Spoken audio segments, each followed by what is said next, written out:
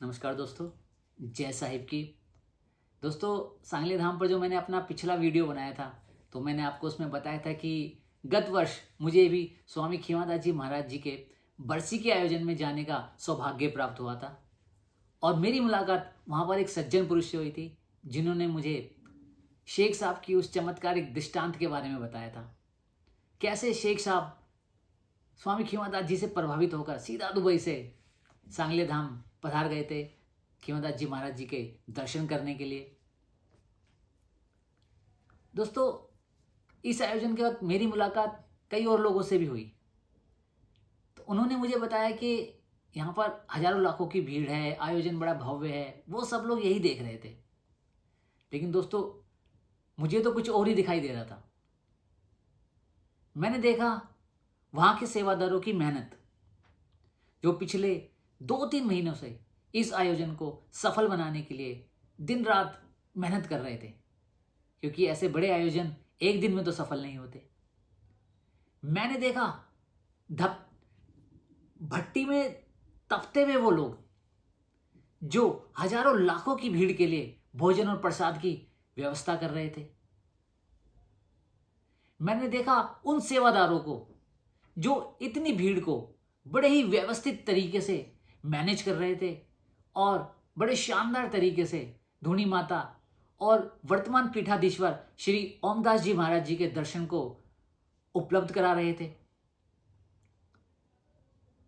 और इसके अलावा साउंड वाले, लाइट वाले, भजन मंडली, सभी वो लोग अपना काम बड़ा बखूबी से कर रहे थे।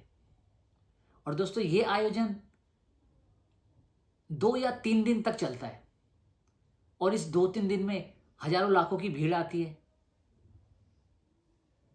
जहां पर सभी आमजन, खास जन और वीआईपी लोगों का जमावड़ा लगता है। और जो एक सबसे अलग ही जो चीज मुझे सबसे ज्यादा रोमांचित कर रही थी, गौरवान्वित कर रही थी, वो मैंने देखा कि इतने हजारों लाखों की भीड़ में महाराज जी सभी सभी लोगों से रूबरू होकर मिल रहे थे।